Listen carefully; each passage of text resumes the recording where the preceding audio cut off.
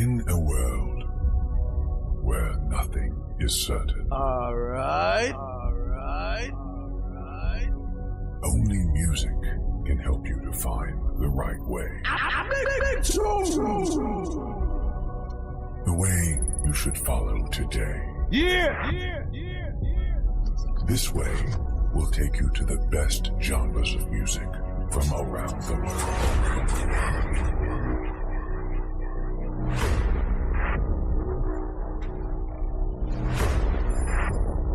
Ladies and gentlemen, please welcome DJ Double G.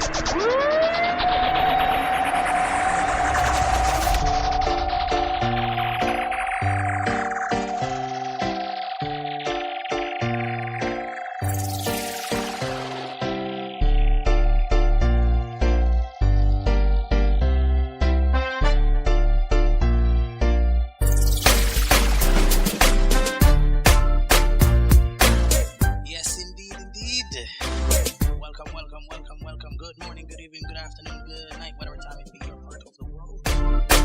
And of course, welcome to another edition of the Down the Middle. You know what I mean? Of course, I'm here with my psychic, Mr. Jazzy Smith. And of course, the queen of sports, Kennedy Wave. And like I told you, we have a very special guest all the way from England today. Without further ado, let's go. Mr. Smith, good afternoon to you, sir. Good afternoon to you, and good afternoon to our listeners in Radio Land. It's another edition of Down the Middle, and like you mentioned, we got a special guest this evening, so stay tuned for that. Yes, indeed. Kennedy Wave. Oh my gosh. I'm so excited right now. Indeed. I'm so excited right now. It's been a minute since I've been on Down the Middle. It feels good. It feels damn good to be back on another edition of Down the Middle. So good evening, good afternoon, good morning to all the listeners from the football fraternity. Yes, indeed. And of course, we shall speak sports. Without further ado, of course, let's introduce our guest. He is a Jamaican by birth, but he resides in England. And of course, he's a sport fanatic. I brought him here this evening for one reason and one reason only. But of course, we will dive into other stuff. You know what I mean? Mr. Rayon Campbell, good evening from your side, sir. Good evening. Yes, sir. Yes, it's been a minute since we've spoken. So, Yes. Yeah. How are you, sir? I am all right, outside kind of cold, not cold, cold, but Could you explain that in English, sir? Could you say it in English, sir? yes. So, we all know about cold. Everyone knows about cold. But when a Jamaican is really, really cold, they don't say it's cold. It's cold. Right? Yeah, it's cold. So, All right then, all right. yeah. So, Okay, so you're playing hard. Okay. Yes, sir.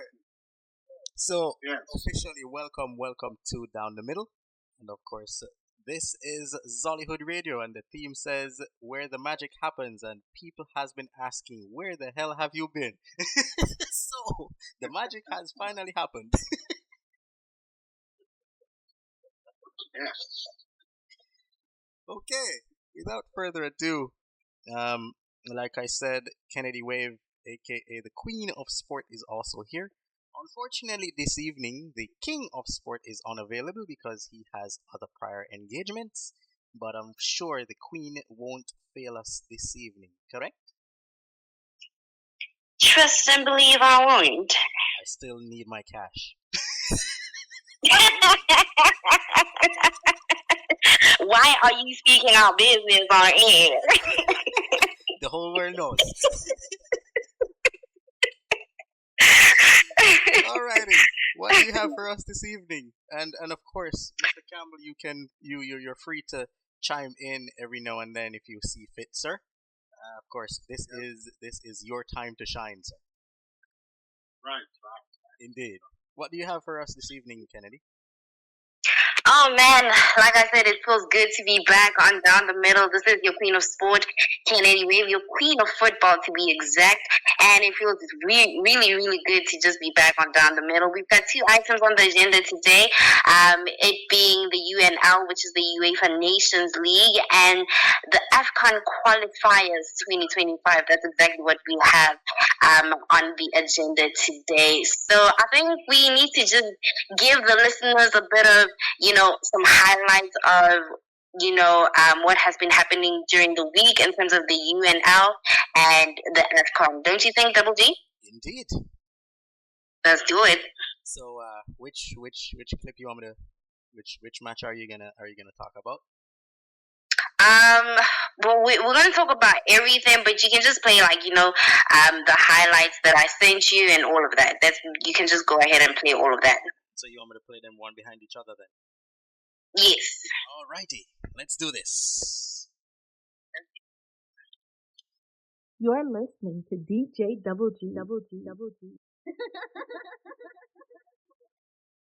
Alright, so this is Morocco, the match between Morocco and I forgive me, Kennedy. I don't know exactly how to pronounce this name. Could you pronounce it, please? It's all right. I will help you out in terms of the pronunciations. It was Morocco and Guinea, if I'm not mistaken. I should think so, yeah. Alright, let's go. Well, a very good evening to you wherever you are. I do hope that you can join me in appreciating this truly beautiful evening. A night that... So, Jim, tell me this. Who are you looking for in particular here? Yeah, Pierre-Emerick Aubameyang, Peter.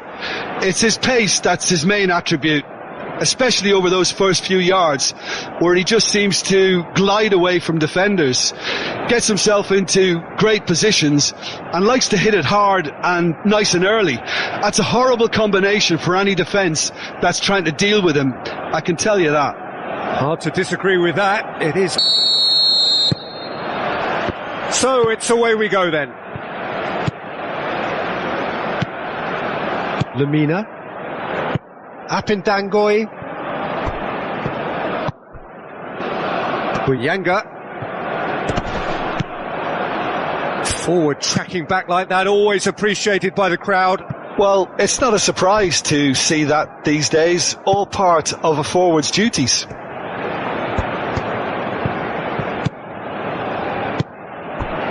En-Nesyri.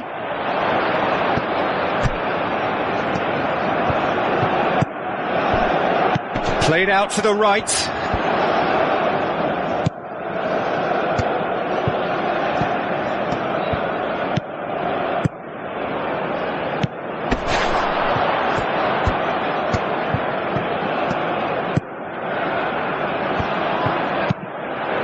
Played out towards the right wing. Diving header! Now that was a full-blooded header. A good attempt. The ball was at a lovely height too. Buyanga. Yeah, he's pulled him up for that challenge. He knew what was coming. That's a yellow card.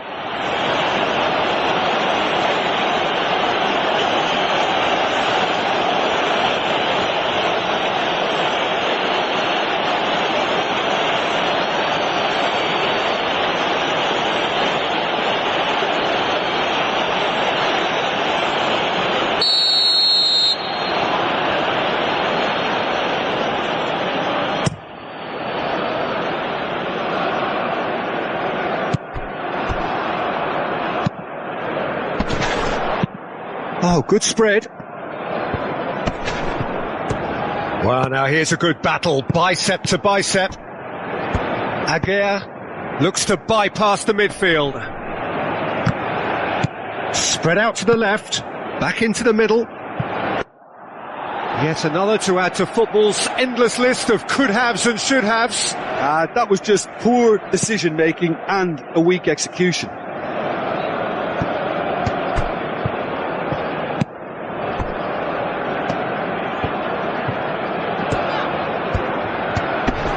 Great defending, strong and determined. Opts for safety. Aguirre, forwards and with intent.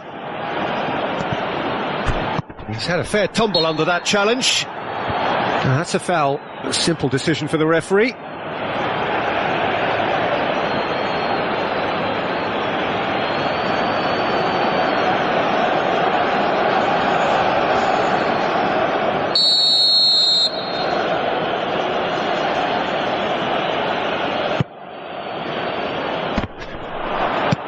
Away from immediate danger.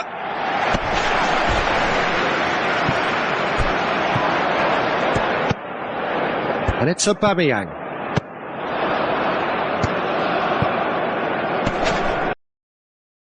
That's your clip.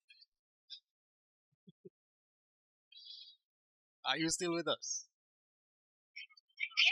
Yes, I am still here. I am still fully with you. As far as the memories of Pierre-Emerick Aubameyang, when he used to play for the Gunners, I expected him to make more of that. One thing honestly, I think, and one of the commentators did say, and I think that was the story of the whole match, really. Yeah. Not enough opportunities being created in the match. Yeah. Even by him. And he could have run rings around the opposition. He really could have. Still can. But for whatever reason, it just didn't work out for him on the night. It didn't happen. I just think... But I can tell you, I don't think he's lost it, though. That's the thing. I don't think he's got the speed. If you think he's still got the speed, but I don't know about the clinical finish. He hasn't been doing as well as he used to do. He's still got the speed, but I don't know. I don't know if it's a confidence thing. That his clinical finish in front of goal seemed to have suffered a little bit, which is a shame because I know he annoyed quite a few Arsenal fans, but I liked him, and I thought he would have gone on to keep it up. Kennedy, what say you?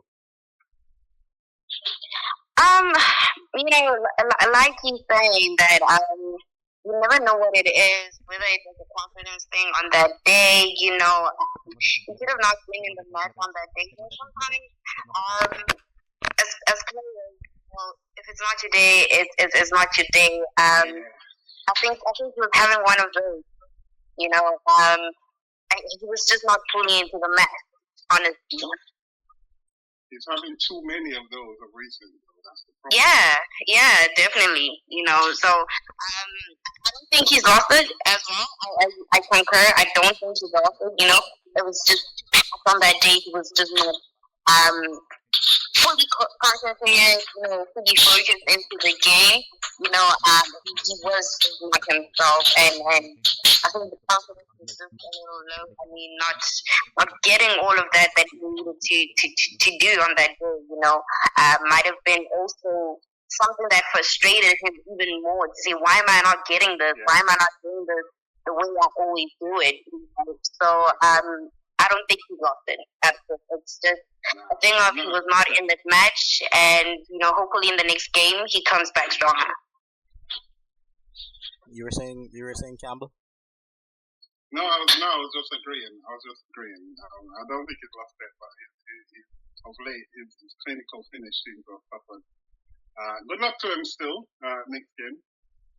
Yeah. All right, so we move on to Uh, Uganda and Bafana. If I pronounce that name correctly, miss? Yes, you did. Botswana. Okay. Yes, It's you a did. Caribbean Cup. The Cap Africa Cup of Nations. Alright, let's go. Let's go. Absolutely splendid. And the folk of this town have come out in their droves for this match. Why wouldn't they? It is an ideal circumstance for what could be an ideal game. Everybody has been attracted to it. It has been the talk of the town. And the buses have been packed, double-decker buses lining up outside. Coaches have carried thousands of away supporters here too. And all of it adds up to make a terrific, a crackling atmosphere. The match, I think, will be quite a spectacle. And this must be amongst the favoured arenas of supporters all over the world. It really does have a very special feel to it. Just joining us, we are already on the way.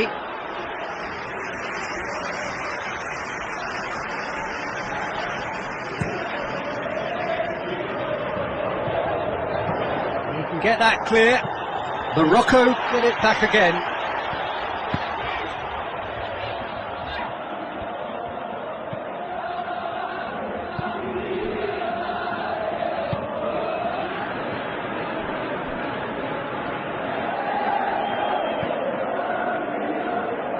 Well positioned to make that interception.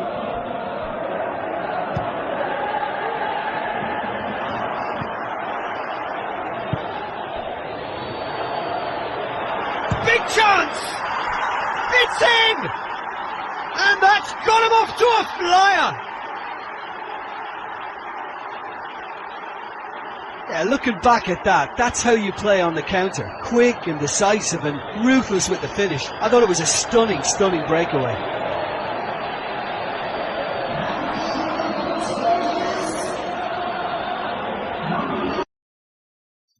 There you have it. There you have it. No comment on that particular match because I'm not familiar with any of the players there. So do I. Neither do I. So No, I guess- I'm not familiar with any of the players.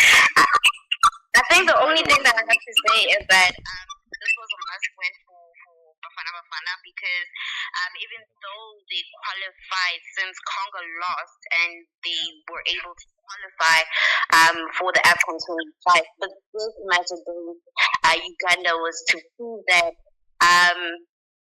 they did not qualify just because another nation had to lose. They qualified because they've got the potential to actually, go on and compete in the AFCON 2025 competition. I mean, they are third in this year's, in the 2023-24 AFCON, competition, so they do have the potential, and in this game, they truly showed that they have the potential to actually compete with the big giants of Africa, winning that game, against them.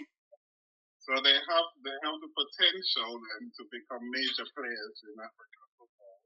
Yeah, definitely. I mean, because you don't traditionally get the Eastern countries like Uganda and those. The ones that are mentioned.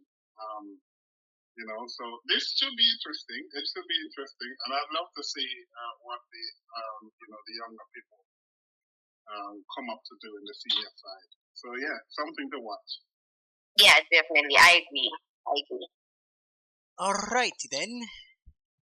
And of course we go to the final match. Well, the unfortunate thing is I was trying to get the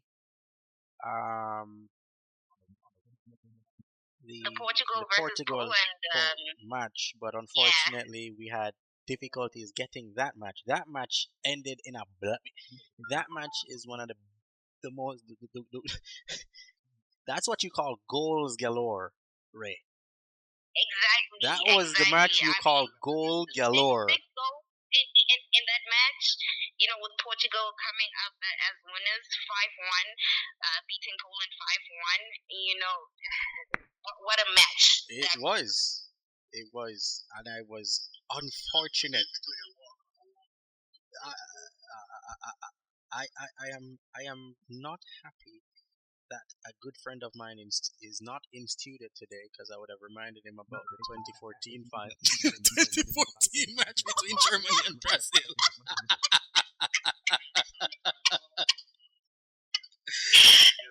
Unfortunately, he's not in studio today. Ray, he hates when I mention that. He totally hates it. Why? Because he's a Brazilian. Don't even go there, Double G.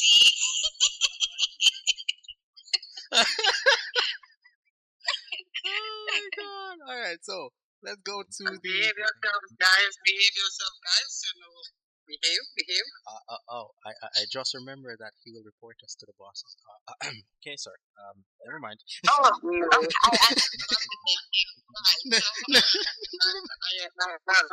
is not safe. Behave yourself, guys. Never mind. Okay, let's go to the final match between Spain and Denmark. That match actually ended 2-1 in favor of the Spaniards. Let's go. So perfect blue skies, almost no wind, beautiful sunshine. These are it is a true heavyweight clash.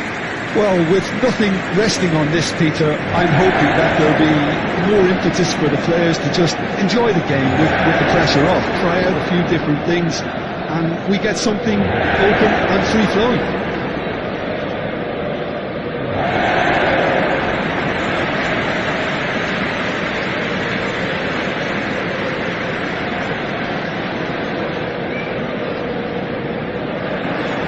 There's the whistle. Bela.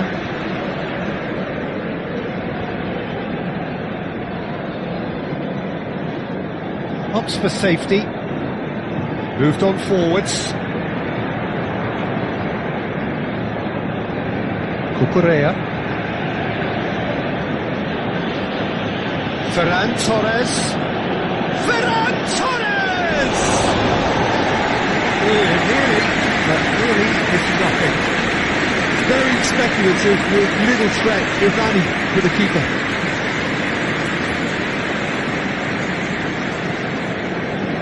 Eriksson. Denmark are clearly looking to use the space out the flanks here. With a view to what exactly, Jim? Well, it can encourage the fullbacks to get involved and increase their chances of more service into the box.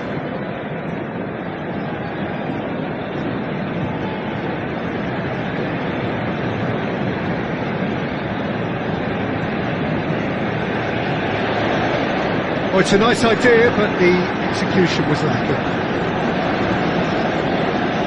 Now it's Morata. Oh, that's well done, really robust.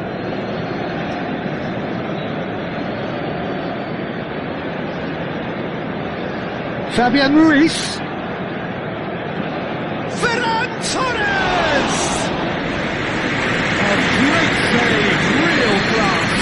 Ferran Torres is very sporting here to acknowledge the quality of the save. A lovely little footballing moment. Spain finding their passes. Oh, well cut out, no margin for error there at all. Has a shot! It's run loose, who's going to get there? Cucurella in with a header! Goal! Spain!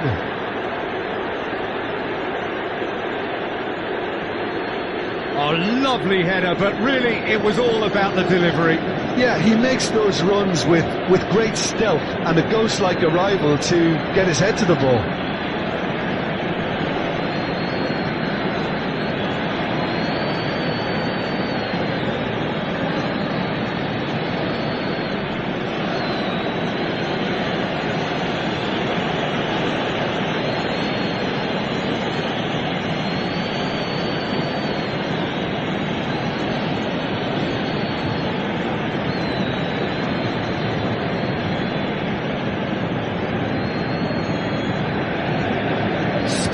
take the lead.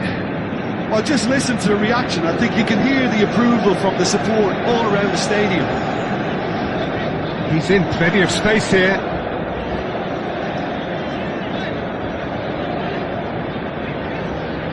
Massive lead!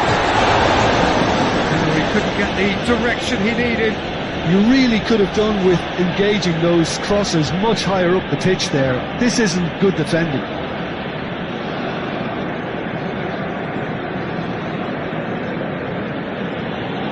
Cucurella. Merino.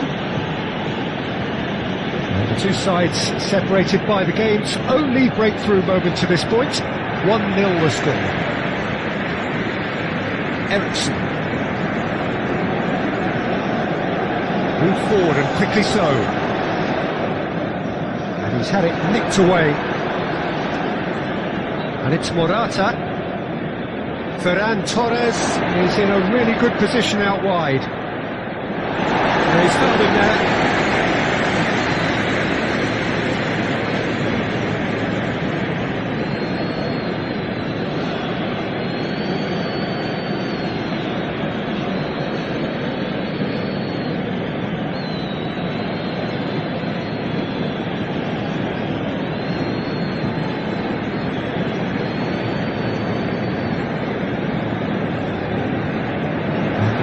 Brings the first half to a close. Steady, solid, and for now, where they want to be. Just one goal, and they have it. Good effort from both sides, but at half-time, it is 1-0. Well, this team has found a real rhythm to their game. The players seem to have clicked well. There's good movement off the ball. The passes are sticking. No one's afraid to have a go. Spain head into the dressing room, pleased with the thought that they had that all-important lead. Analysis to come during the break.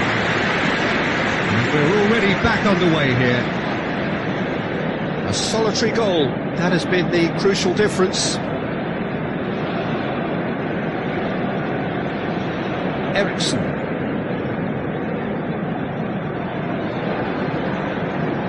Nico Williams. Merino. Oh, it's coming in. Ferran Torres! What a wonderful stop! Well, what can I say? Truly wonderful goalkeeper.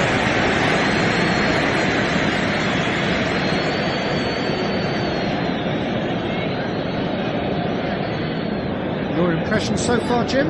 Well, I'm inclined to feel that if I was in that dugout, I'd want the players to get on the front foot and grab another. Just try to make this one safe. Well, he's certainly caught him there. It's a free kick.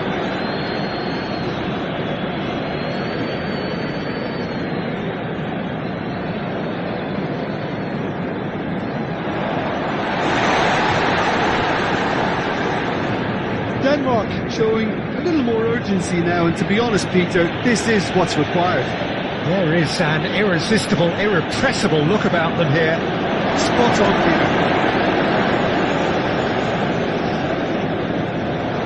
That is a little undercooked.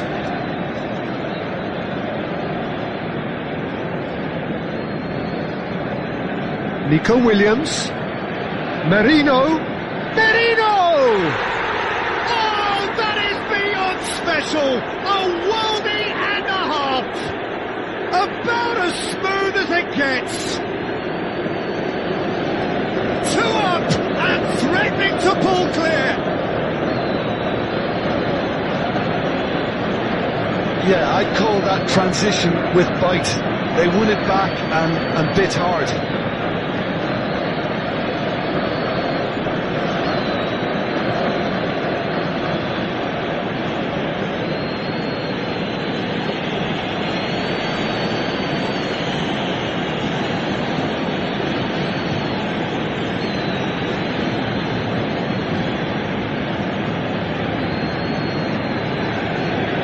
Denmark making consecutive changes here. I think you have to admire his willingness to keep plugging away, but the manager has done him a big favour, I think, by taking him off. You know, he was looking very, very leggy.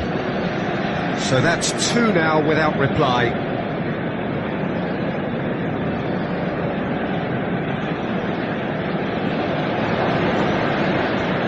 Nico Williams. Morata. Now it's Ferran Torres. Williams. He's left his man. Chooses to go back. Ferran Torres! And the shot! That was no routine save. The keeper really dug out his defence then. A magnificent effort.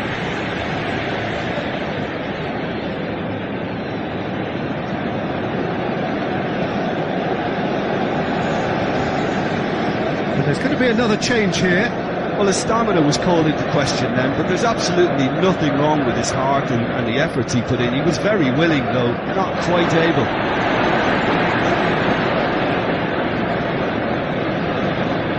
And now a sudden chance to counter.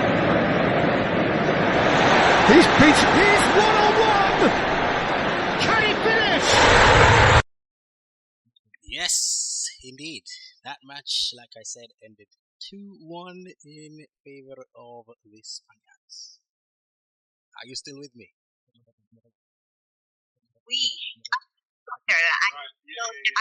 What a match. Spain just signed an dominate. I mean, that's why we are proud of the 2020 champions, rather, you know. So, what that was, honestly, Spain just dominating so, you know, ensuring the dominance of that game. But the Danes do what they do, though. Is that they, Could you pull up your microphone a bit, sir? give me any better. Yeah. The Danish do what they do, though, which is they no matter how much better on paper a team is, they make it difficult for you to run away with. For instance, you could never get a scoreline like what you got Poland against Portugal against the Danes. Alright? It's very rare that anyone ever goes past 3 goals without letting in a goal or two themselves. Right? It's kind of it's interesting, and it's a shame that they don't have any titles to show for it. But they are one of those teams you can never really count out. Today. That being said, you know, Euro 2020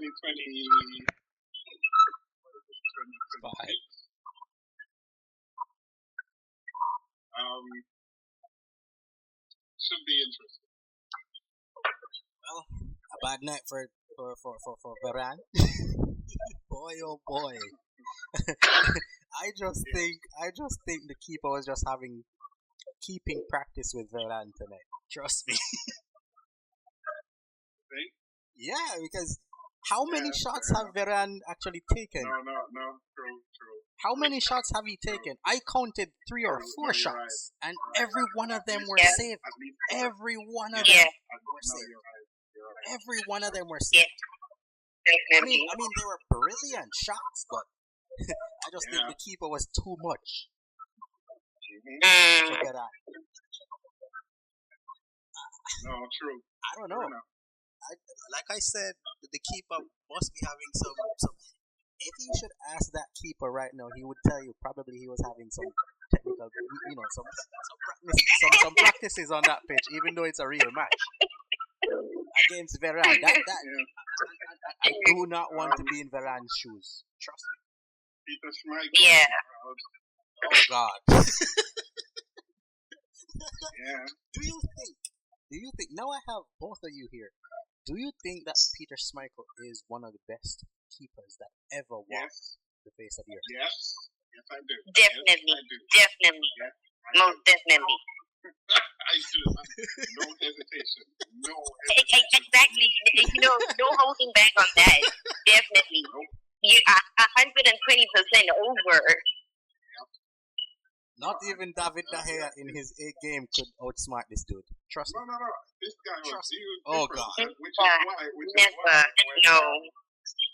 is why when Manchester United went for Fabian Barthez, I was like, oh God. No. It's like you just slapped me in the face right there, Mr. Cam. Well, it was a horrible. I know Peter Schmeichel would be a horrible, hard act to follow. Of course. But come on. come on. Trust me, believe me, I would go for Peter Schmeichel any day. No kidding. Even what was the name of that Spain keeper? Spina. Yes, Spina. Those two keepers are master blasters when it comes to saving goals. Trust me. But yet still, Peter Schmeichel, I still would give Peter Schmeichel the edge. No, I would give Peter Schmeichel the edge because Peter Schmeichel, unlike, actually, all right, Ospina can do it too. Yeah, but Raya to some extent. Yeah. But Peter Schmeichel also one of those ones you want to put in goal if you're having a penalty. No way. He's one of them ones you want in goal if you're having a penalty. Yes. Because that dude, trust me, I don't know. I would say Alisson of Brazil too. Yeah, Alisson. Does he still play for Liverpool? Yes. Alisson. There are some. It takes something special. Yeah. To have a handful of penalty saves in your record as a goalkeeper, But yes, Peter Schmeichel is definitely one of the best who ever did. Yep, he did. Yeah, of course. I can tell you this: if Peter Schmeichel puts his boots up tomorrow morning, Spain will be down for a long time. Yeah, true. However, they're I'll tell you this worldwide, and everybody who knows me, I'm a German fan by birth, and I'm a German fan by birth because my dad is a German fan. In other words, so the thing is, of course, I will say this. Even though I'm a German fan, I'll tell you this. I would want Peter Schmeichel on my team any day. I don't care exactly who he plays for. Once I support that team, he should be on my team. I don't care. Trust me. As German striker, though, and with all the good ones they have, the one I would want on my team is Miroslav Klose. Yep. And he's one of the ones. He's a big game goal scorer, right? He's always the World Cup. Yeah. And he just knows exactly when to pull the rabbits out of the hat, and unexpectedly. Yeah. Unexpectedly, he does so. So when you think he's going to, he holds it. When you think he's not, that's the time he pulls it out. Yeah. No, he's a big game specialist. Yep. But as far as German players go, I definitely want him, especially when I'm going to a side.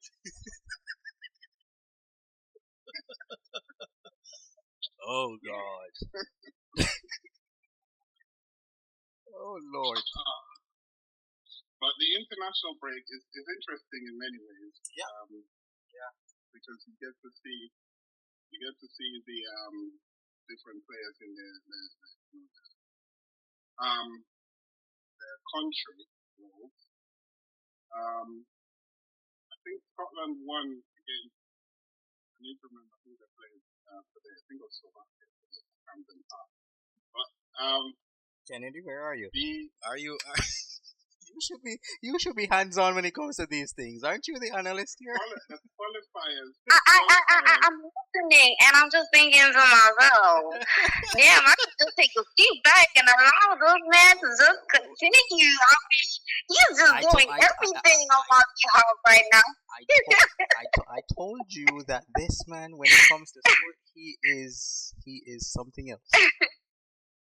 No, I think we need. I think you know what he needs to come in on a regular basis now. You know. Well, take that up with Mr. Campbell after the show.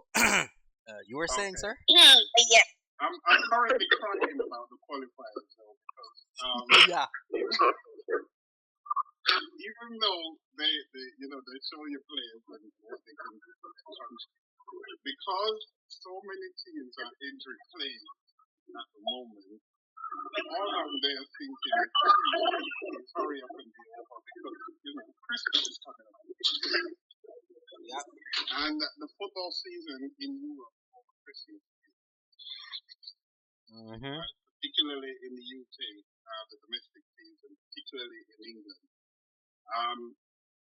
It's packed. Matches after matches, very, very close together. So that's the only thing I get. Which means these players have no time to recover. Yeah. Exactly. The controversy continues because a lot of players are starting to speak out about the rolling schedule that FIFA has them on. And more and more players are starting to speak out, rightfully, in my opinion, about this schedule. And it's a terrible, terrible schedule because it allows for very little downtime, time to recharge or to fix any maybe slight niggling problems that could turn into something worse.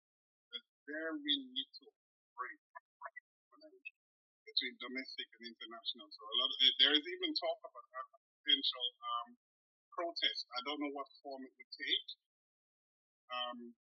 but there is talk of some kind of act of protest against FIFA. And me personally, I'm looking forward to see what they do, and I support them.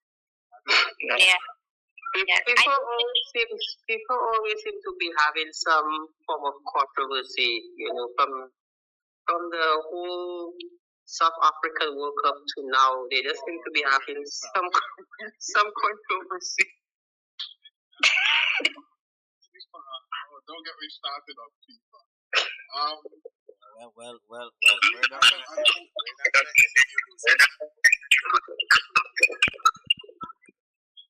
always been, particularly in the Caribbean and CONCACAF, there's always been, a sort of a mistrust of FIFA.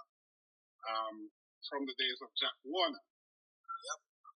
Jack Warner was president for our region, right? There was always that mistrust hanging over FIFA. So literally nothing that comes out about that is surprising.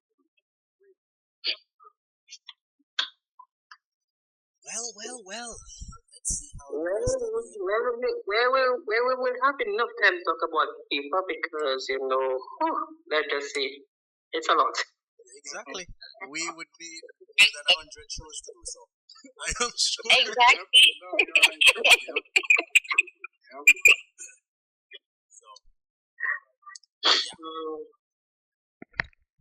Yeah, but I definitely do agree about the schedule. I mean, like it really is crazy schedule between the domestic league and the international break. Players don't really have the time to actually cover once they get off in the international break. It's back to domestic league games, which is just so grueling, and you need to put your focus in all of those things, set aside the game that you've been playing in the international league, and it's time to get back to basics within the domestic league. So it's just a lot, And between that, you've got other tournaments coming through as well. You've got the likes of the FA Cup. You've got, the UEFA Champions League coming through. It's just a lot, So I really do support them in terms of speaking up and voicing out their concerns regarding league schedule. They are people as well. They have lives outside of football, even though they, sleep, eat, and breathe football. But there needs to be a time where they can actually just take a bit of a break, sit down with family, reach out, get social, and just breathe a bit, take a bit of a breather from football. I don't know if you've ever noticed this, but sometimes it helps teams, sometimes it does not. I've observed that teams, once they come back from a break, they truly do perform, quite very well because they've gotten that time to actually, relax, to allow their body to rest. And even though they do go for training here and there, but they come back refreshed. They really come back refreshed, and you can actually tell in the way they play on the field that they really did rest, and all of the training that they've been getting has not gone to waste. So I fully support the players and actually voicing up their concerns. You can tell who didn't have a very long preseason season because they come back in the beginning of the season so fresh. Yeah. You know, you can tell that they've had more time to recalibrate, to recharge. Of course, the extension of the Champions League did not help. Yeah. It did not. And I think that's partly why more and more players are talking now, because it seems that each year more and more games have been added to the football schedule. Yeah. So they're starting to say enough is enough. So I'm hoping they listen. Yeah. I have my doubts. Definitely. Hopefully people hear, their concerns and actually they come to a conclusive decision. On that note, I will make my decision that it is time to take a break.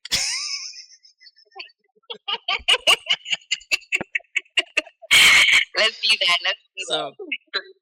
Let's take a quick station break and we will be right back. Of course, we still do have the man of the moment, Mr. Rayon Campbell, all the way from England. And of course, we still have the Queen of Sport, Kennedy Wave, the beautiful Kennedy Wave, who, of course, check her out every Mondays to Fridays, you know what I mean? With her hot vibes and everything else that comes with it. In the meantime, between time, let's do this.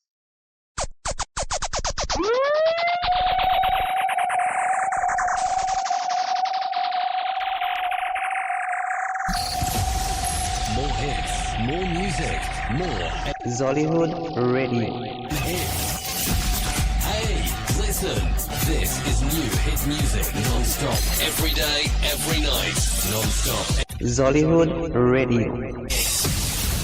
This is Zollyhood Radio.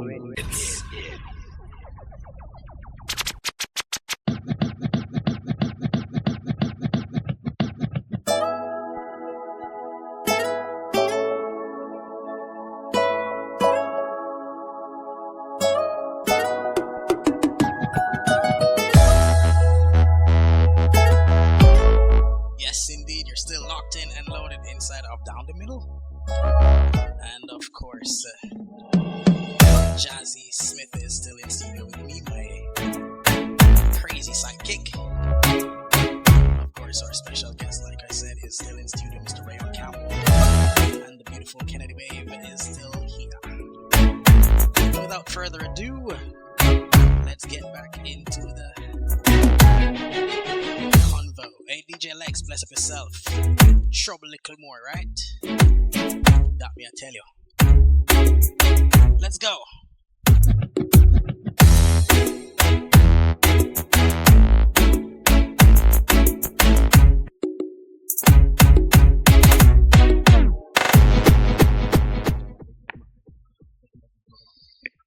Yes, indeed. Welcome back. Yeah.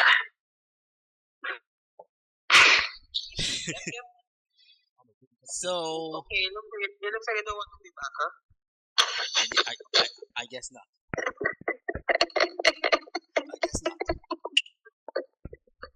I guess not. Well, I'm still here, so I'm still here. I guess not. All right. So, like I said, we have a lot to talk about.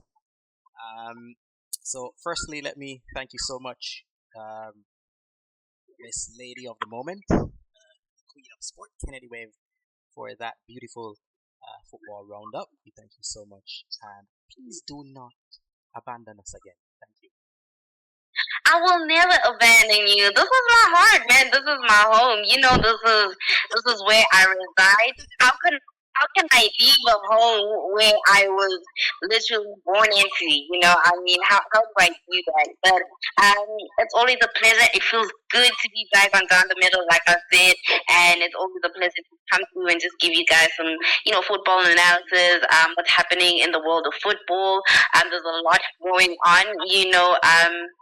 Yeah, the UEFA Nations League is still going on. We've got the AFCON qualifiers that are still going on, so there's just a whole lot of football coming through, and you know what? I appreciate all of that because I get to sit, watch all of these matches, enjoy them, and bring you guys the fire analysis that you all deserve on the show. So thank you so much for bringing me onto this show. It's always a pleasure, and you guys can catch me each and every single Monday to Thursday from 7 to 9 p.m. on Good Vibes Good Conversations, every Friday on the Wild Wave 8 to 10 o'clock, and then on the Recharge each and every single Saturday on the Recharge. So that's where you can catch me. Also, just want to mention that next week Saturday we are going to be out and about. Dollywood Radio is going to be out and about. We are having an event all the way out in Brits, the Northwest in South Africa. So it's going to be fire. It's going to be lit, and your host of the Moses is going to be holding it down alongside my partner in crime. So it's going to be awesome. Otherwise, you guys can catch me on social media at Kennedy Wave on Instagram, Facebook, as well as TikTok. Also, my YouTube channel, it's Kennedy Wave. That is where you can catch me. Thank you guys so much. Yes, indeed. Yes, indeed. Thank you so much, as usual, indeed. All right. Without further delay. All right. Yeah. Kennedy Wave, I will hit you up in later. Sorry?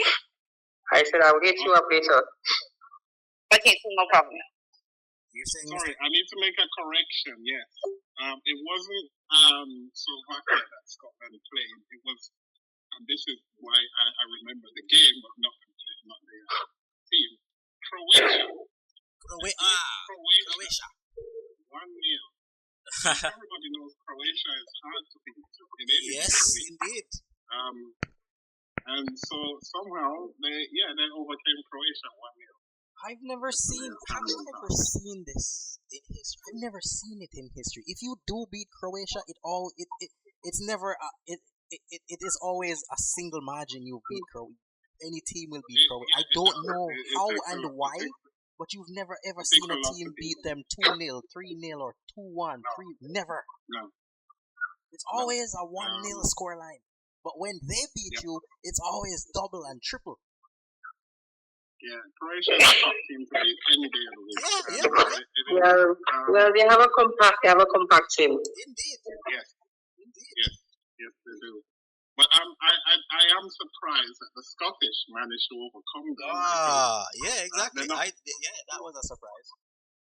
I'm no disrespect to the Scots, but as far as their attacking lineup goes, it's hardly most impressive of nation states. But yep, they got themselves a result yesterday, so well done. Wow. It was at home. So that was it. That was the match I was remembering. Croatia. Yeah. All right. Well, maybe if it was Arsenal, then you would have remembered, right? No. Why would I remember that? If we get beaten, I'm not going to remember that. No. Whether win, lose, or draw, you should remember Arsenal. What do you do? No. If we lose, then that match didn't happen.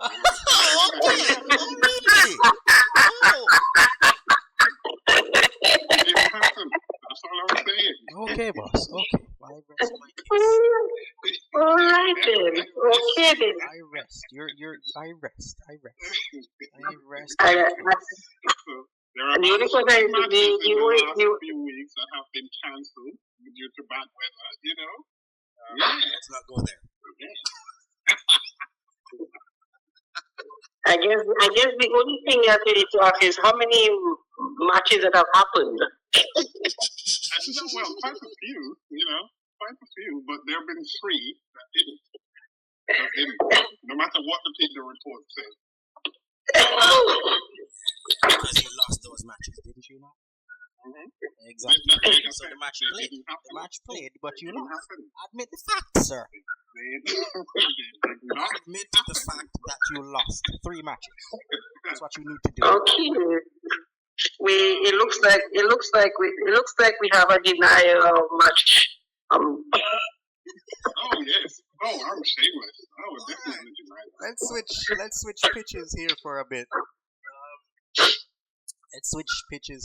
Let's move from the football pitch to the cricketing pitch. For a bit. Like I said, we have a whole bunch to deal with within 2 hours. So, where do we start? Caribbean Premier League and Mr. Aaron Jones. I mean, we spoke about that last week. Myself and Jazz, we spoke about Aaron Jones missing the squad or not being picked for the US squad because of him taking up Caribbean Premier League Yeah, duties. Hence, For the St. Lucia Kings. indeed, and of course he dominated for the St. Lucia Kings. Hence, they won the Caribbean Premier League for the first time in history after multiple times going to the finals. Yeah. Good time is the charm. I'm not sure if you are aware of that, Campbell. Are you?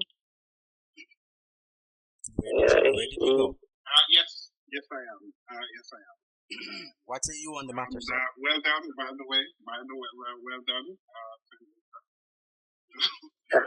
Thank you. Really do appreciate it. Finally.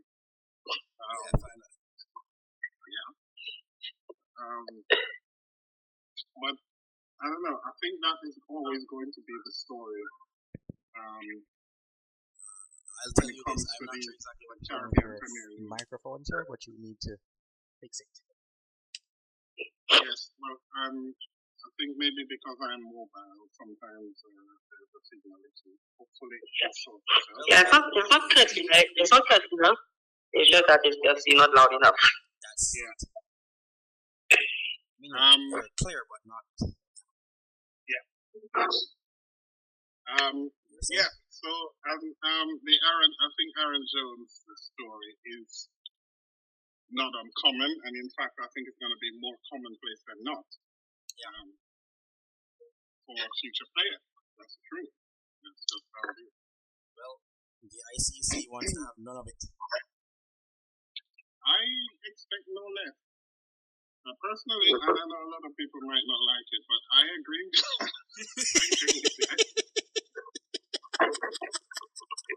I agree with the ICC.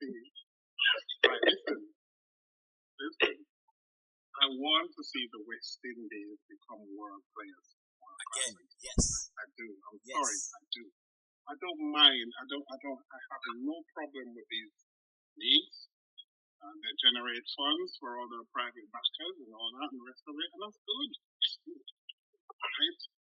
But the way money comes to the Caribbean, to the establishment itself, is through tours and through tournaments that bring in foreign money, that bring in other people, other countries, other teams.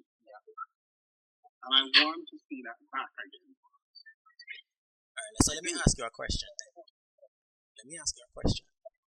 If Rayon Campbell plays for Jamaica tomorrow morning, and then for some strange reason the St. Lucia Kings reached out to him and say, "Hey, look, Mr. Campbell, I need you on my roster for the 2025 Caribbean Premier League." Coincidentally, Jamaica is playing, or the West Indies is playing against England around the same time. What would you choose? Well, it depends, because again, I'd love to play England to raise my international profile, but at the same time, if I'm the only one doing it,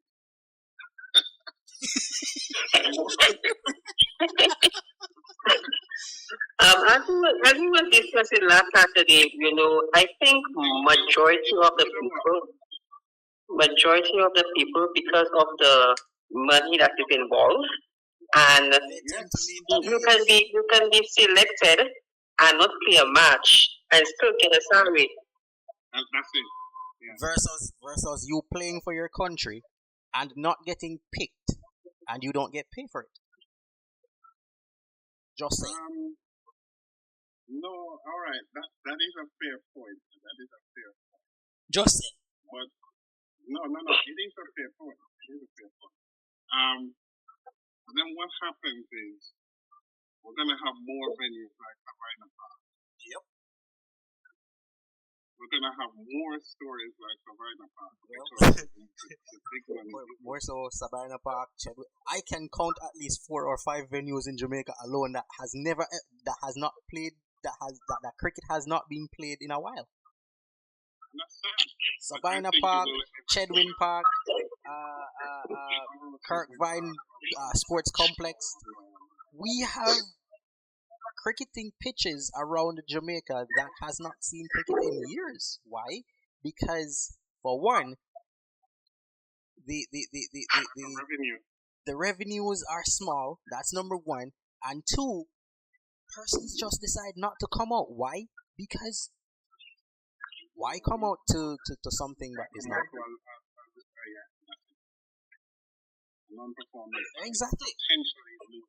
exactly.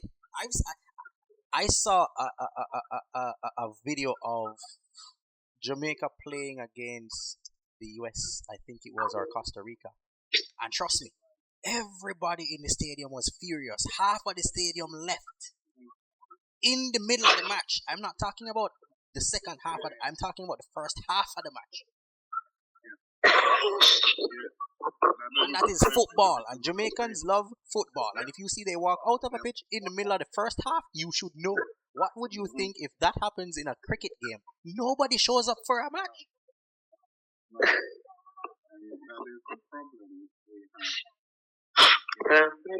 For me, drawing a comparison with football, I'm saying that cricket is going to go into the way of football, where you have the countries, you have teams, but you do not see, like I was saying last week, you don't see friendlies between various countries on any wide scale level.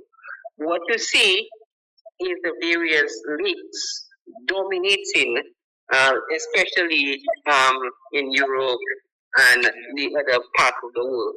I'm saying cricket is going to go along that line, where the countries like West Indies, South Africa, Australia, and so forth, they will eventually play less matches, and the various Premier Leagues will increase in popularity. So I think we should do more. We should understand that. I don't think it's something that you can put back into the flats.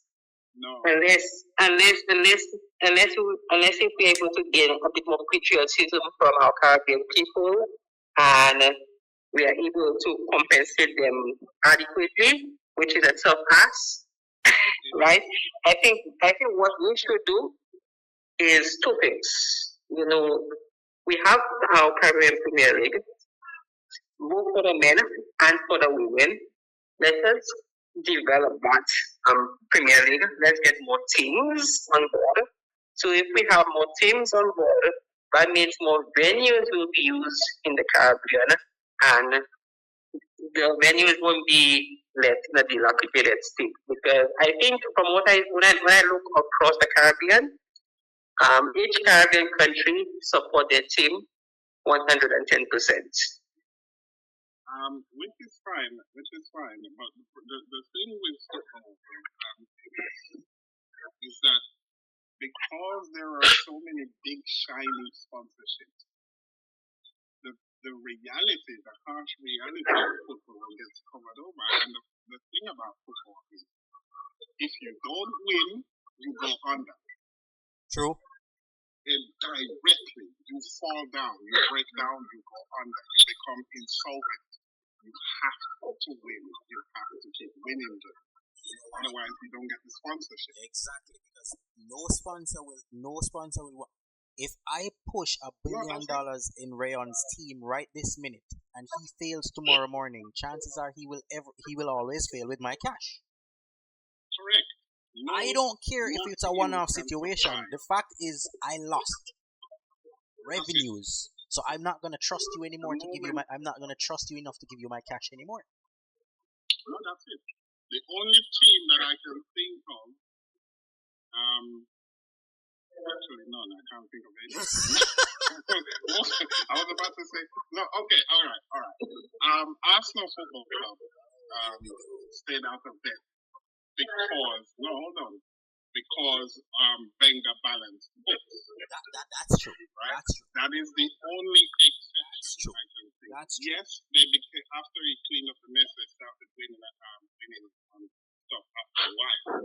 But the only reason why they stayed that way before they started winning was because Wenger cleaned up. Manchester United was winning everything.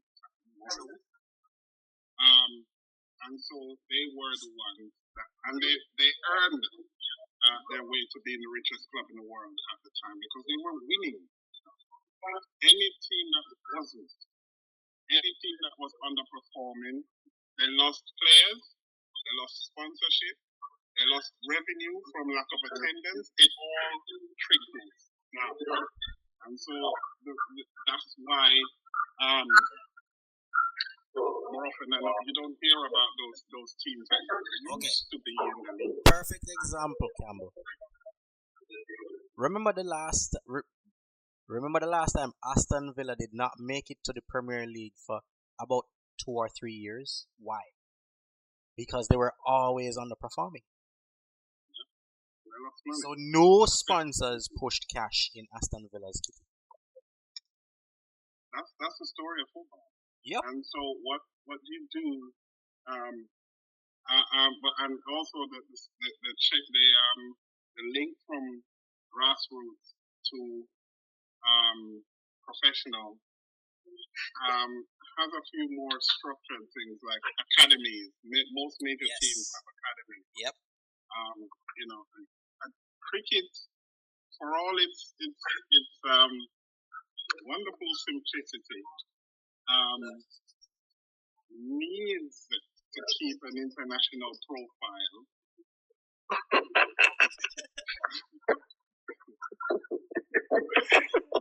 It needs to keep an international profile. It cannot continuously go without. Yeah. Whether it's in the ICC championships, whether it's in the World Cup games, whatever way they use it, whether it's the mini tournament, it needs to keep doing that. It has to keep doing that for the money to. For me, there will be international matches, because I don't expect the World Cups, whether it's 2020 or 1 day, to stop. But what I see happening is that the friendlies that we have between nations is going to reduce. Let's look at test matches. How many countries that play for test matches in a sprint? If they play free, you're lucky. The free test matches are played in an outing, you're lucky. You will mostly 1 days and 2020s are basically what everybody focus on. Yeah.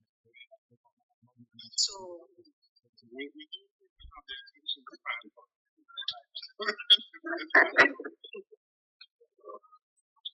Yeah. All right. So speaking of Mr. Aaron Jones, why do I have no idea why I keep saying Aaron George. Mr. George, I think I need to give you a call, sir.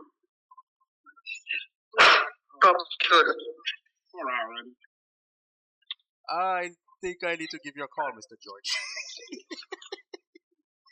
All right. So more trouble in the West Indies again, courtesy of the man himself, Mr. Alzarri Joseph, who walked off the pitch in the final one-day match against England.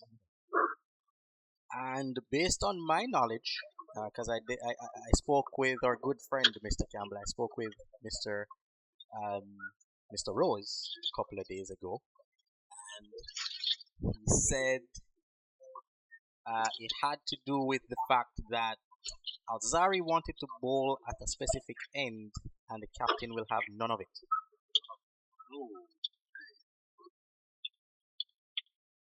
So yeah, that's the word on the streets. The captain says, "Sir, I'm going to make you bowl this end. I don't care exactly what you say. This is the end I want you to be at." He's like, "Well, Cap, I'm not comfortable there. I'm comfortable bowling here." And like, okay, well, since you don't want me to bowl here, bye.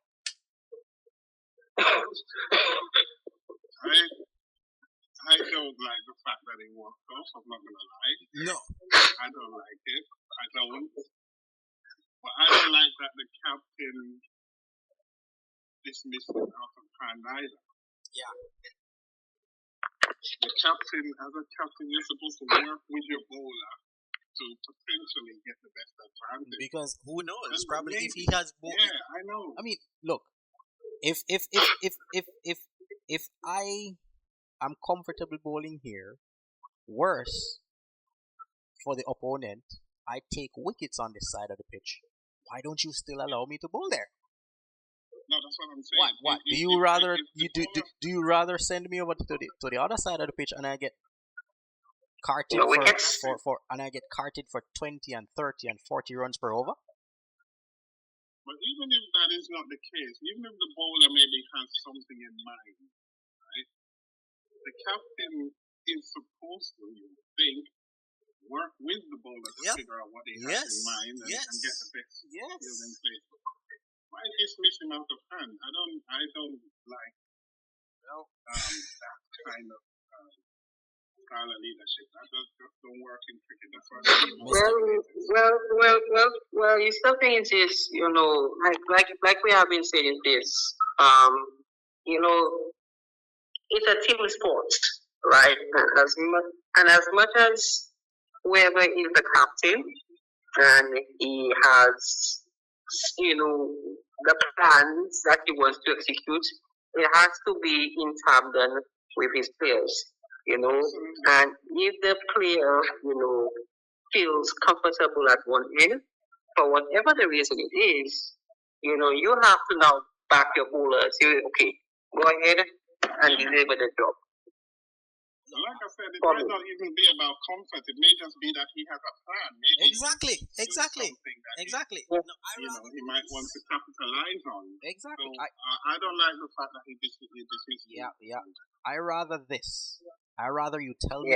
I rather you say to me, Cap, listen, I have a plan, and this is the end. I rather use this plan at. If it fails, it fails. But you can't say I didn't give you your shot. That's it. I rather beat you for the fact that you did not execute it than me stopping you from executing your plan. That's just me. That's the issue I have. Yeah. That's the issue I have. Yeah.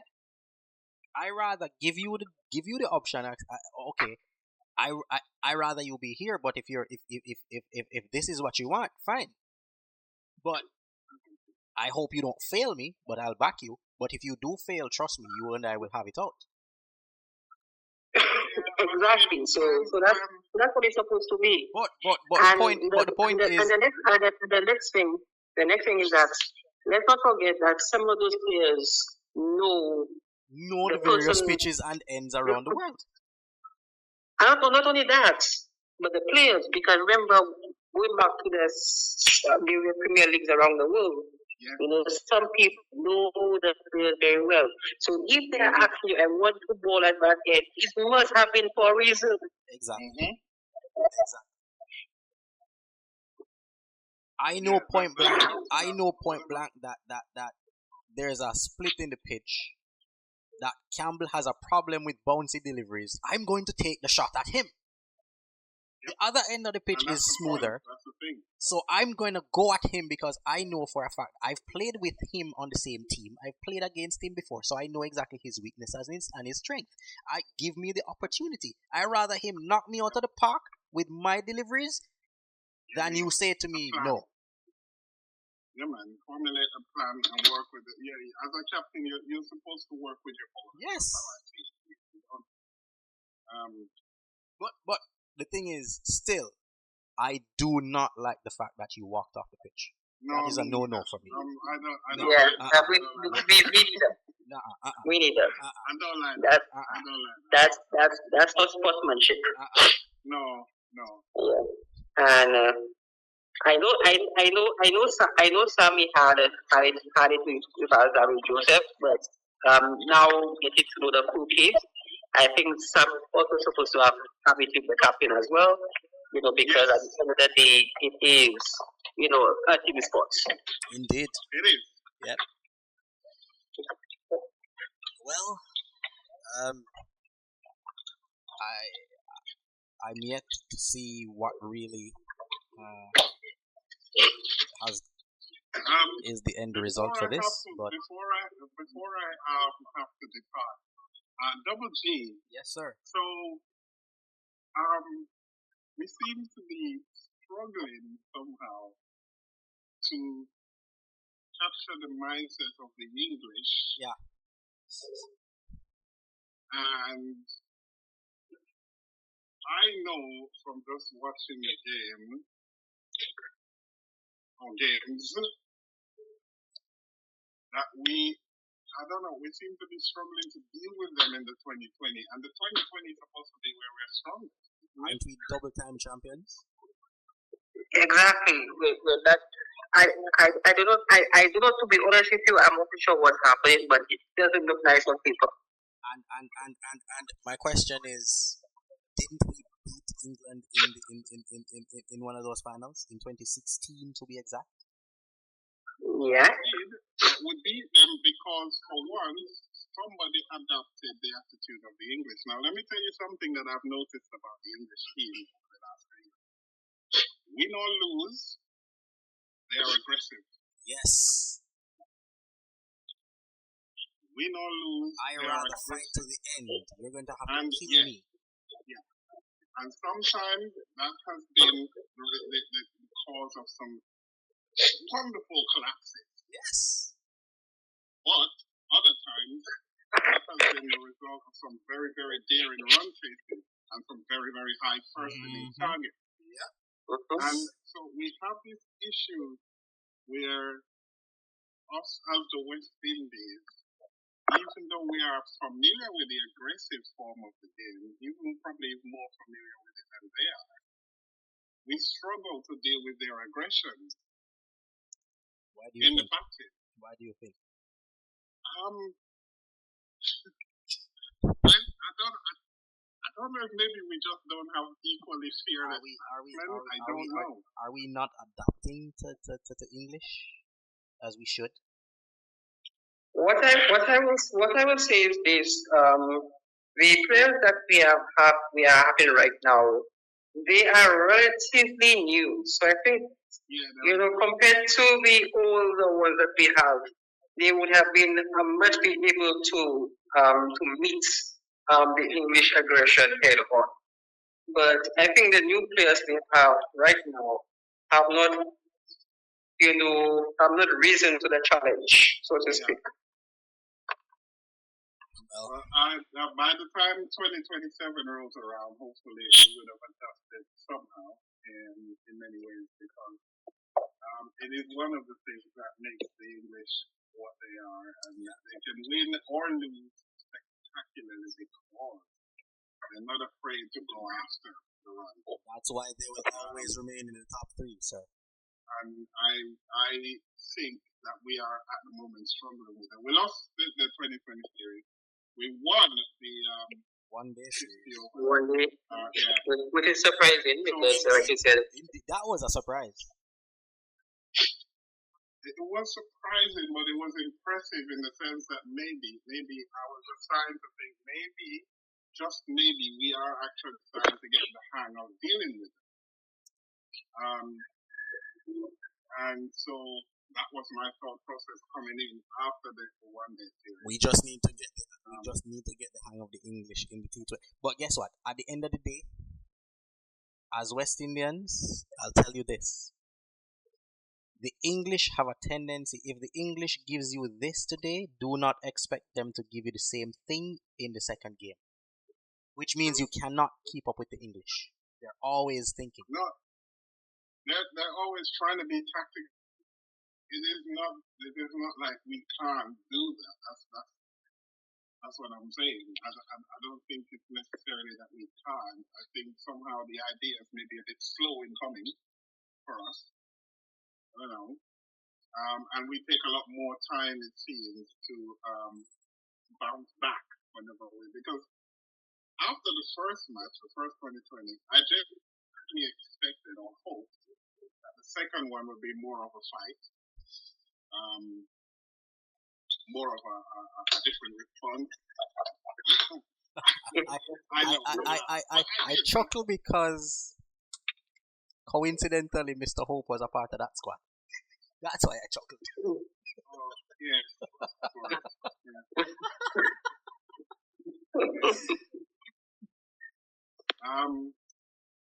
But you know what? It's good, and I hope that at least for the foreseeable future, we can still get some Barmy Army money in the Caribbean. Yes. You know, until the whole international scene dies down. There are a few series that won't go away, I don't think. That includes England and Australia, South Africa and Australia, South Africa and England, India and the West Indies. Yep. And do not forget the Pakistan, England, India series. And them too. Exactly. Yes. So national pride still matters to some places. Yes, indeed. Still matters. Indeed, it does. But I just think the West Indies need to. India is like a derby game. It's like a derby game. So I just think the West Indies just need to. And I said it to you previously when we were. When I was on the other side, I said to you, I won't knock Darren Sammy because of his first couple of series. No, I said that. No.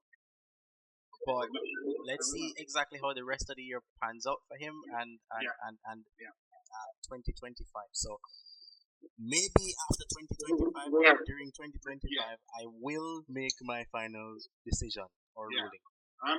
I'm hesitant to criticize him because he was very clear that his mind was set on rebuilding. That's the reason I did not. When he first got the job, his mind was set on rebuilding. That's what he's doing. Project 2027. That's the good thing. And so, that's a good thing. And it will take a meeting or two.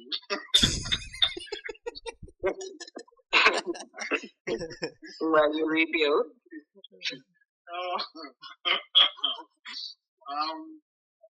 But yeah, we need to learn. Maybe because that's how the English think, and try to come back with a different approach. Whether it fails or not, they try to do something different next game. Something doesn't work. And I think maybe somehow we need to try that. Yeah. In our building process, we need to try that. Yeah. On that note, I think it is time for us to take our penultimate break. And then, once we get back, we shall dive into parasport. Of course, we thank you so much, Mr. Campbell, for passing through and giving us your analytic prowess, I might add. So we thank you so much, sir, and be free at any given time to pass through the studios of Zollywood Radio at any given time, sir. The door is wide open for you. Of course, we still do have Mr. Smith in the studio with me. Like I said, let's take a station break, and we'll be right back. More hits, more music, more Zollywood Radio. hits. Hey, listen, this is new hit music non-stop, every day, every night, non-stop. Zollywood Radio. This is Zollywood Radio. DJ Double G. Yeah.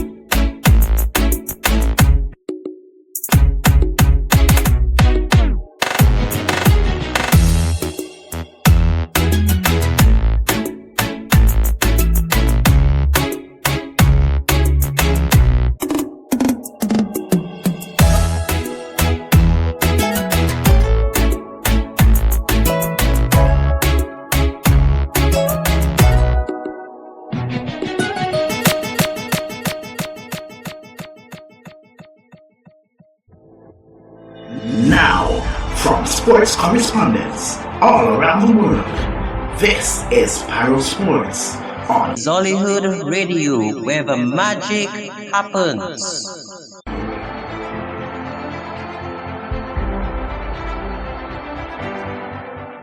This is Parasports, sports with a difference, where we focus on differently able sports, whether the disability may be physical or intellectual. It is your time to shine.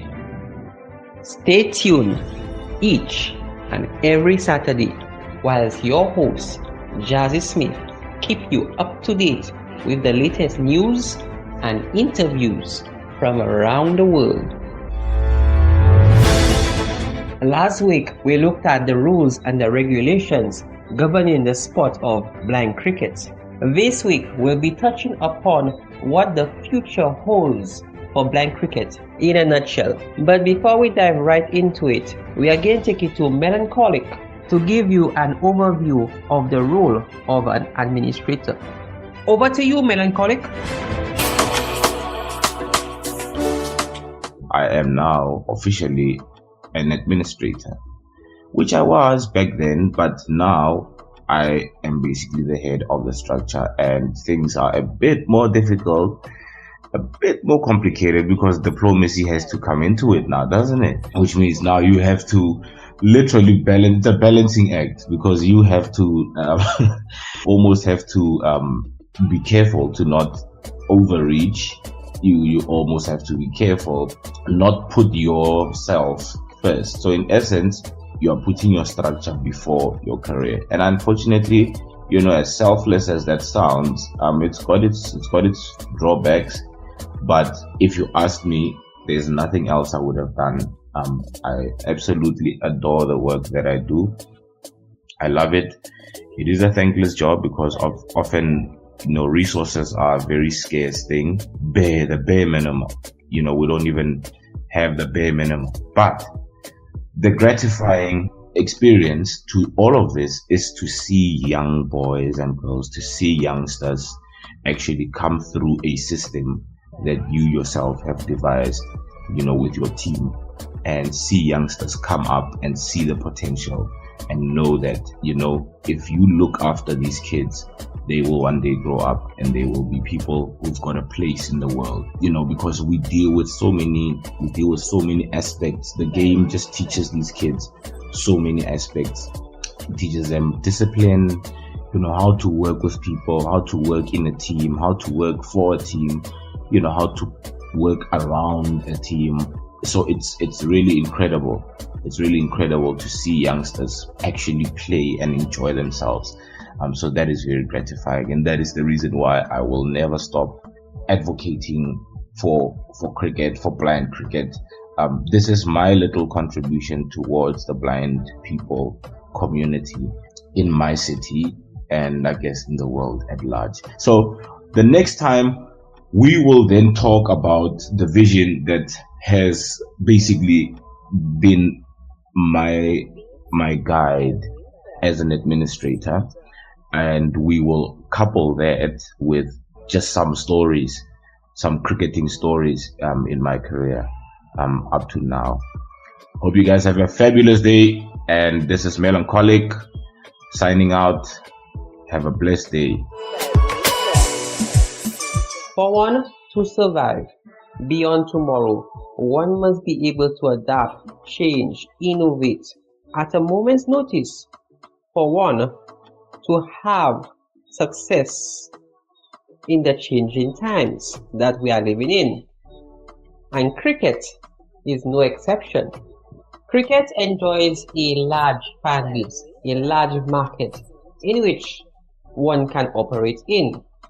But there are a few avenues which cricket, and when I speak of cricket, I mean the mainstream cricket, have not gone into to diversify and enlarge, strengthen that market which they currently hold. And I'm speaking about blind cricket, cricket for the deaf, and so on and so forth. I believe once this is done, cricket will have a bright future ahead of it and will remain relevant for a long time to come. Let's take a look at this short clip between Ian Morgan and the England blind cricket team, and I will make a few remarks and have a short chat after this audio.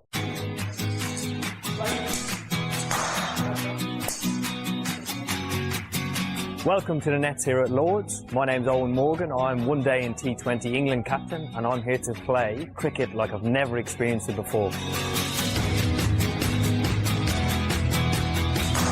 These are the guys from the England visually impaired team. There are 3 categories of player in the team. B1 players are completely blind, B2 players have very restricted sight, and B3s are partially sighted but less impaired than B2s. This is the team captain, Matt Dean. Matt, thanks for having me here. Tell me, how does this differ from the traditional game? Well, first of all, the ball, it's a white plastic ball with ball bearings in, so you can hear it as well as see it. Secondly, the ball is bowled underarm and it has to touch 2 sides of the pitch. Right, okay. How do you think I'll go? Are you blindfolded? No chance. So before we start, I'm going to need some tips. So who better to ask than Hassan Khan, England player. Hassan, give me your best tips on what I'll need for the next training session. Right, I would say listening is top of that list. It's crucial for someone like me who's totally blind to listen to the ball and then decide where to hit it when I'm batting. Concentration is vital as well. Communication is another one. Communication is vital amongst partially blind and partially sighted people, especially listening to the keeper, wicketkeeper, who is the main piece of this game. Excellent, really good tips. So I'm excited about getting started here. Let's get into it.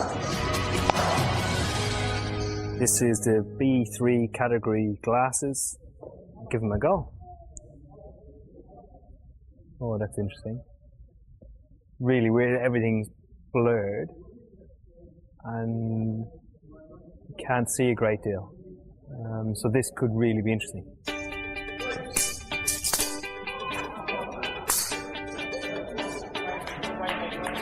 I take it that bowled me. That bowled me, didn't it? Well bowled. Oh, how did that go? Bowled again. I got bowled twice out of the first 3 balls that I faced, so you couldn't see a great deal, or I certainly didn't. So presented a lot of challenges. I swear, that was. Did you swing it? One thing I did notice, certainly from the get-go, was that how much your senses are enhanced once your sight is taken away.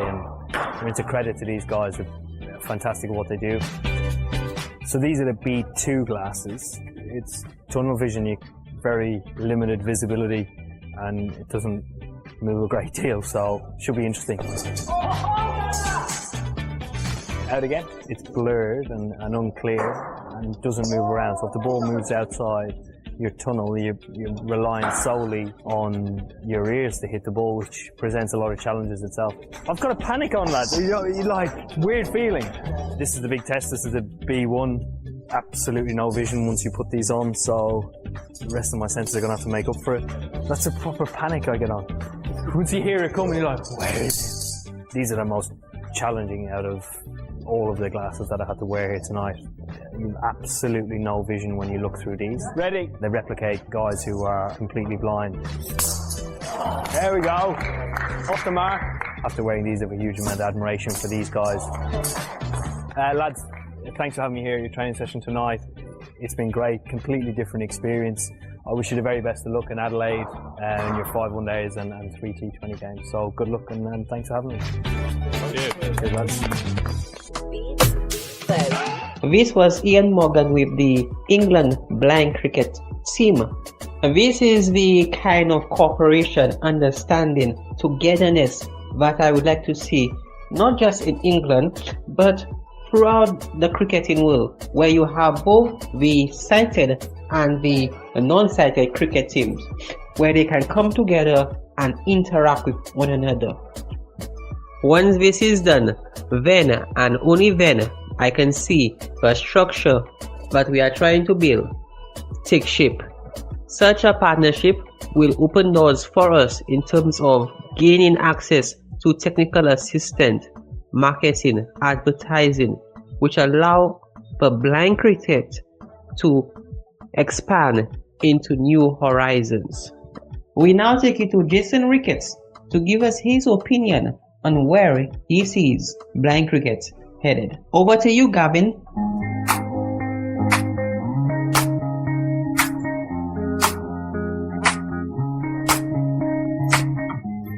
Good day and welcome to Parasport. Today, we have in studios Jason Ricketts, a part of the blind and visually impaired community who also plays blind cricket. Welcome, Jason. Thanks for having me. Jason, tell me, you've been playing cricket for some time. What exactly can you tell us in terms of the years of playing cricket? How was it then to at this present moment in time in terms of blind cricket? I must say the cricket has been steadily increasing for the last 17 years. I remember when I was at the Salvation Army School for the Blind on midterm break, and we were told that there was a sport that the English wanted to introduce us to. You know, but being kids, most of us, we weren't so enthused about blind cricket because we weren't sure how it was going to work. But when they brought us onto the field and we heard the noise of the ball, we instantly took to it, as they would proverbially say, like how ducks took to water. And, you know, as they would say, the rest is history. Now we started out at the Salvation Army School for the Blind, and we have steadily developed the game. We have seen many persons representing their countries as well as the West Indies. And the most important thing, for those who were unfortunate not to make the team, we also provide rehabilitative services for persons. And many persons have said that the cricket has done a lot for them, including myself. Do you think the game will actually change at some point in time? If yes, why? If no, why?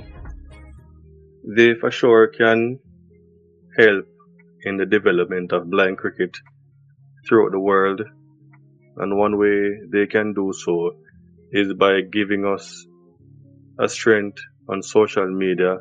They can help us market the game, and again I will refer to India, where we have seen former cricketers coming on board to become ambassadors for the sport of blind cricket.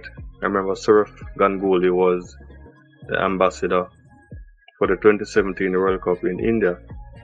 So I believe with their pull, they can definitely help to market the sport and bring it to corners previously not touched. So that is one way how I believe conventional cricketers can help to grow the game internationally. Thanks, Jason Ricketts. Thank you for your input as it regards to blind and visually impaired cricket. Thank you very much, sir, and thanks for having me. We see you next time on another interview. Back to you, Jazzy. Thank you, Gavin, for this interview. I am hoping that these 3 episodes give you, our listeners, a good understanding about blind cricket from its humble beginnings, the rules and regulations, and what potentially the future has in store for blind cricket. Let these 3 episodes serve as a foundation as we continue to unpack blind cricket on Parasports. Thank you for staying tuned to Parasports, sports with a difference, where we hope to shine a light on differently abled sports from around the world. Thank you for listening to Parasports on Zollyhood Radio, where the magic happens.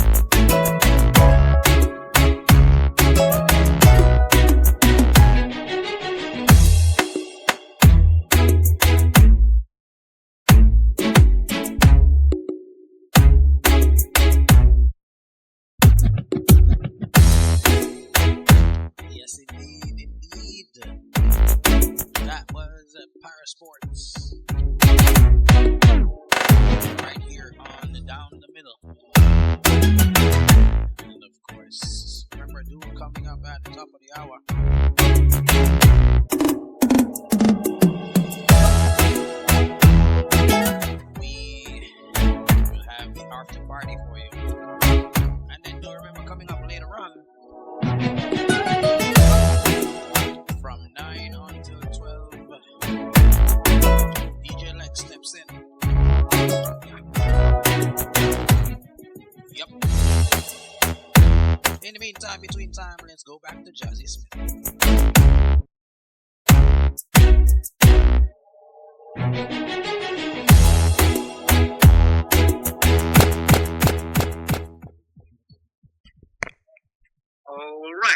All right. So this was the last clip in the series of blind cricket. Hope that our listeners were able to learn a lot from blind cricket and how the game is played, its development, and most importantly, its future. I hope that this inspire you as listeners to get to be more involved in the game, whether you come across blind cricket or see blind cricket. Do take some time off, sit down, watch, participate, lend your assistance, because it's your assistance, that will be able to grow the game as one of the mainstream platforms. We have, women drumming on board, we have continuing recognition. I think, it's our time for us to shine, get our recognition, and be part of the whole cricketing circle. I will hasten to say that.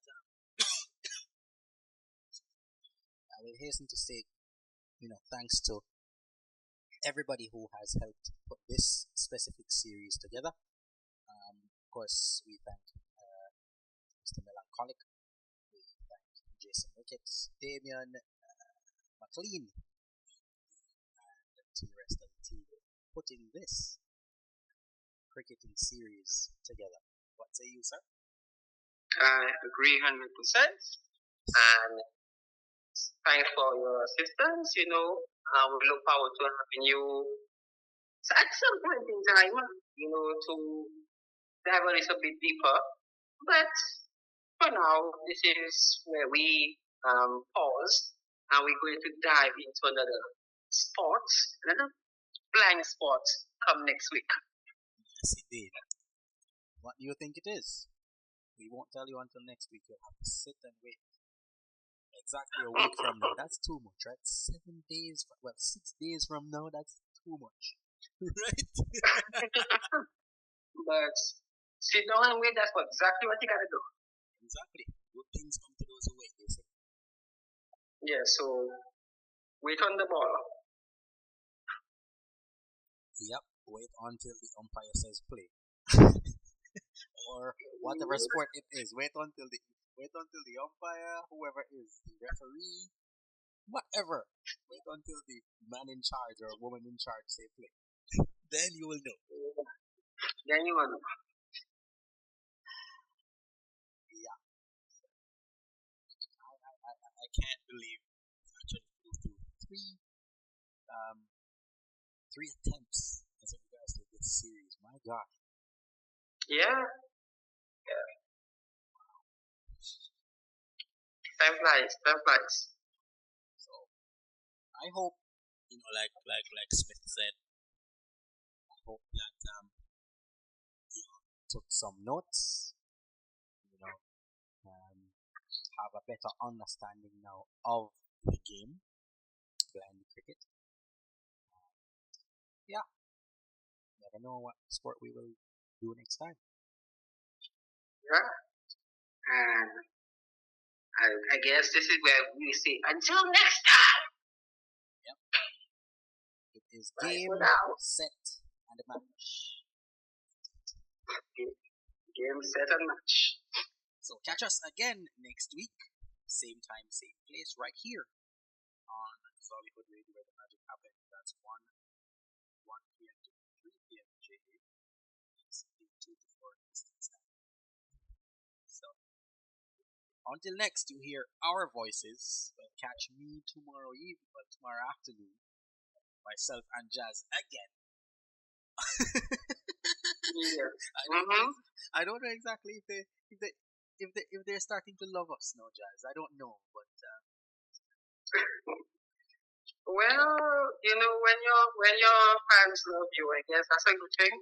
When indeed.